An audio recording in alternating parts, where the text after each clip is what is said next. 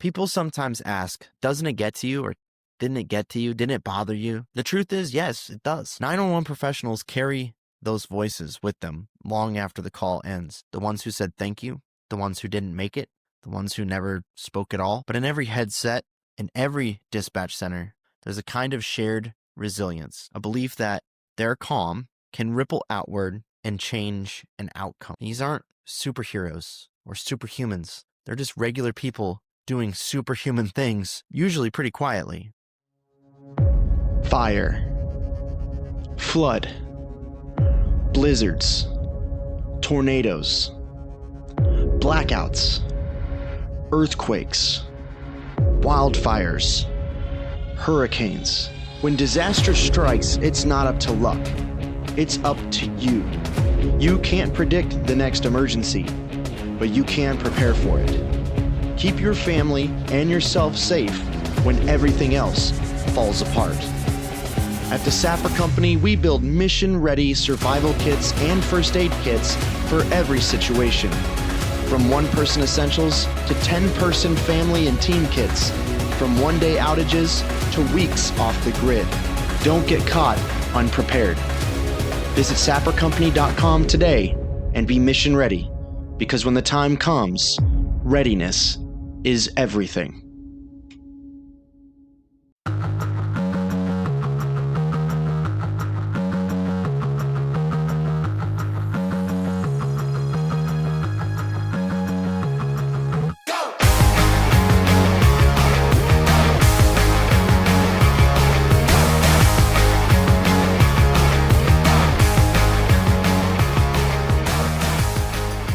Hello and welcome back to the EOC Podcast, Emergency Operations Conversations. My name is Jeff Perkins, and I'm very happy to have you with me again as we unpack something very near and dear to my heart, which is 911. I started my career as a 911 dispatcher. I know a lot of people still in the industry that have been able to make good careers out of it.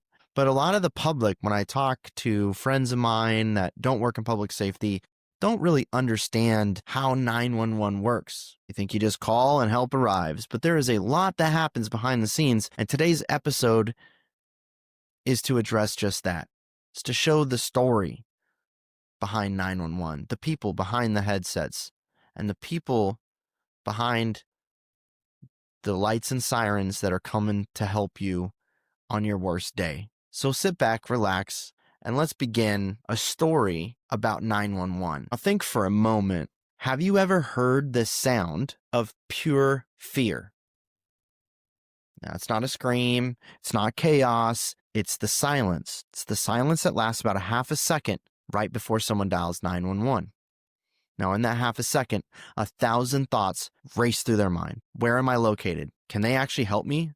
What if nobody answers? For most of us, 911 is a number we never want to use. It's the background hum of safety. It's the silent assurance that somewhere, someone is ready. But for others, call takers, dispatchers, first responders, that number is the thread that ties chaos back to calm. So today we're going to explore why 911 really matters. Not as a system or a technological network, but as a lifeline. We'll see it through two perspectives: the call maker to the call taker, and the call taker to the first responder. Now, this is a story of connection, trust, and humanity told through the language of urgency. So every child learns it early. I know I did. My parents taught me. If there is an emergency, dial 911. 3 numbers, short enough to memorize, but powerful enough to save a life. But few of us think about what happens after we press call. Behind that simple act sits an invisible web of people, human beings,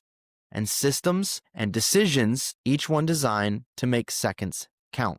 And yet 911 isn't magic. Like I said, 911 is people with headsets, keyboards, and hearts that beat just a little faster than most when that line rings. So imagine it.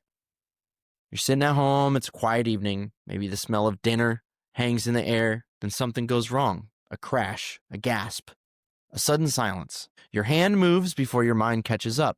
The phone trembling as you press the digits, 911, where is your emergency? That's not just a phrase. It's the voice of calm meeting chaos. Those words are designed, tested, trained, and refined to cut through panic like a lighthouse beam through the fog on the coast. Because on the other side of that line, there is a professional whose first job is not to act, but to listen. To the call taker, every ring is a story still being written. They never know what they'll hear when they answer. Some calls begin with words, others begin with silence, maybe a child whispering because danger's in the next room, maybe an elderly man trying to remember his address, but he just can't recall it, or maybe a mother who can't form the words because her baby isn't breathing. And yet, despite the chaos, call takers listen between the lines. They hear what others can't, the breath patterns that hint at possible smoke inhalation, the tone shifts that can reveal escalating dangers, the muffled background noise that tells them this is not just an open line 911, probably a fight. They type while they talk, balancing empathy with efficiency, and every word they enter into that CAD screen becomes the eyes and ears for the first responders racing toward the unknown. But here's the thing most people never realize. A call taker's tools are simple: their voice, their patience, and their precision. Now, they might not see the scene, they can't smell the smoke, but they build a picture from the fragments and trust that it's enough to save a life. That's an extraordinary kind of faith to have in someone you don't know and have only called you because of your job. In the flow of an emergency, 911 sits between two worlds. On one side, the caller, desperate, afraid. On the other, the responders, trained and ready, but dependent on the information. And in the middle, balancing emotion and logic, is the dispatcher. It's their job to translate human fear into tactical clarity, to turn "I think he's hurt" into "there's a male in his mid-40s, unresponsive with CPR in progress." That transition happens in real time through tears, screams, and confusion. It's the bridge that transforms panic into action. If communication is oxygen for response, then dispatch is the lung. It pulls in chaos and breathes out order. So let's step into two stories, fictional composites drawn from hundreds just like them. So story one will be the caller to the call taker. A teenage boy calls 911. His father collapsed during dinner. Boy's voice cracks. His words tumble out, half sob, half sentence. The call taker's voice is calm, steady, measured, professional. Take a deep breath and tell me what's happening. He follows instructions, his shaking hands pressing on his father's chest. The dispatcher counts with him, steady, rhythmic. Keep going, you're doing great. The boy can hear sirens faint in the distance, but approaching quickly. By the time responders arrive, the dispatcher's voice has become his anchor. He never learns their name, but he'll never forget their words. Now let's move to story two, the call taker to the first responder. Now picture this, seasoned dispatcher. The console glows with open calls, burglary alarm, vehicle crash, structure fire. They're all up there. Then a new alert flashes red. They key up the mic. Engine 3, medic 1, respond. As they talk, they already know, thinking 6 steps ahead, traffic patterns, mutual aid, available units, the weather that might ground the helicopter. They've seen it all before. They're the conductor of a life-saving orchestra, and they know how to command that orchestra. Every voice on the radio trusts their tempo. When it's over, when the patient's on the way, the radio quiet again, they exhale and reset because they know another call is going to come. And each time that they key that mic, somebody's life is about to change. People sometimes ask, doesn't it get to you? Or didn't it get to you? Didn't it bother you? The truth is, yes, it does. 911 professionals carry those voices with them long after the call ends. The ones who said thank you, the ones who didn't make it, the ones who never spoke at all. But in every headset, in every dispatch center, there's a kind of shared resilience, a belief that their calm can ripple outward and change an outcome. These aren't superheroes or superhumans. They're just regular people doing superhuman things, usually pretty quietly. They don't all wear badges that the public can see. Their heroism is measured in seconds saved, not headlines written. And when their shift ends, they go home to families who never really know what they heard that day. They turn off their radios, but the echoes remain. That's the unseen cost of caring deeply in a world that calls you only on their worst day. See, when you dial 911, you're not just calling a building, you're connecting to a person. someone trained to make the impossible feel manageable. Trust is built in milliseconds. From the first hello, the caller decides, do I believe this voice? Can they really help me? And for the call takers, that trust is sacred. They work in a world where technology changes, systems evolve, and protocols update.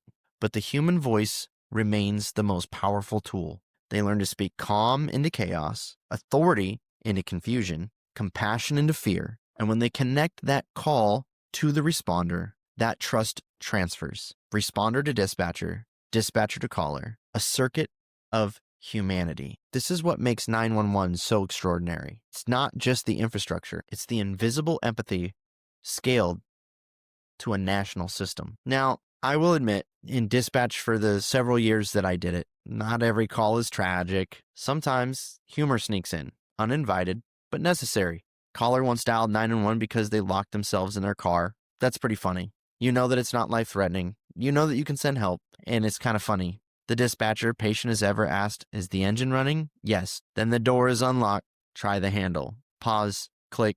Thank you. Moments like that remind us people don't always call because they're hurt. Sometimes they call because they're human, and that's okay. And it's okay to laugh. Humor is the quiet pressure release valve that keeps dispatch centers functioning. And I will say, not all the humor is appropriate for most workplaces. And it's not about making light of emergencies or people's non-emergencies. It's about surviving the emotional weight of carrying other people's worst days. Because laughter, like radio traffic, can clear the air. Now, the world of emergency communications is changing rapidly. What began in the 1960s as landline calls are now including text messages, photos, and even videos, and real-time location sharing.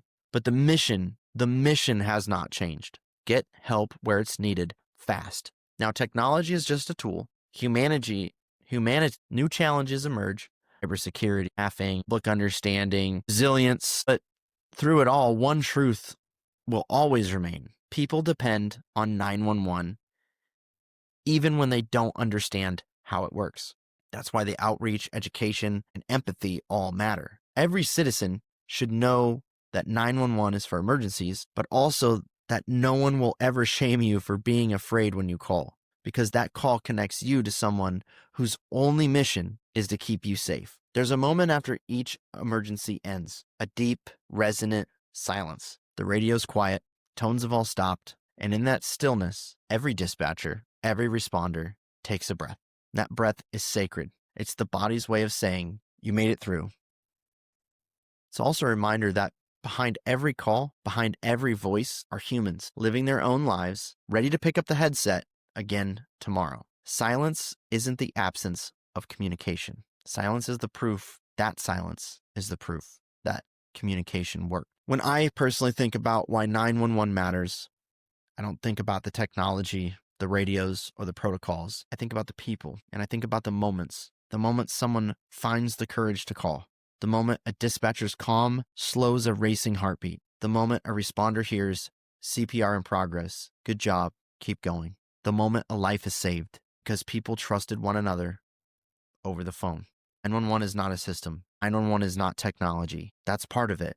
But 911 is a promise that no one faces their worst day alone. If you've ever called 911, you've heard that promise. If you've ever answered 911, you've kept that promise. So today, when you hear a siren in the distance or see a dispatcher's light glowing in a window, take a moment to appreciate what that means. It means connection. It means courage. It means community. Because behind every emergency, behind every radio transmission, behind every calm voice saying, help is on the way, there is a person who chose to care. That is why 911 matters. Because when the phone rings, humanity answers. Now I want to thank you for listening to the EOC Podcast Emergency Operations Conversations. I know this isn't a normal episode, but if this story moved you, I ask you to share it with someone who may not know what happens behind those 3 numbers. And to every call taker, dispatcher, and first responder out there, thank you. Thank you for doing what you do.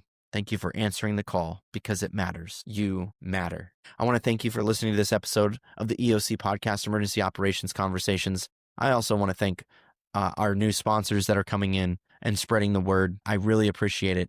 Please share, get the word out there, and I will see you on the next episode. Thank you very much. As we close this episode, I want to take a moment to dedicate this episode to someone whose leadership and kindness defined what it means to serve in this profession. Cheryl Bledsoe. Cheryl was the director of Clackamas County 911 Communications, or CCOM, here in Oregon, but her impact reached far beyond just that title. She was a mentor, a collaborator, and one of the brightest lights in Oregon's public safety community. For decades, Cheryl dedicated her career to strengthening 911 systems, building resilient teams, and reminding all of us that behind every console, behind every policy, and every plan are people who care deeply about the work that they do and the communities they serve. Cheryl had a gift for connection, whether she was leading a room full of professionals, encouraging a young dispatcher to take the next step in their career, or simply sharing an idea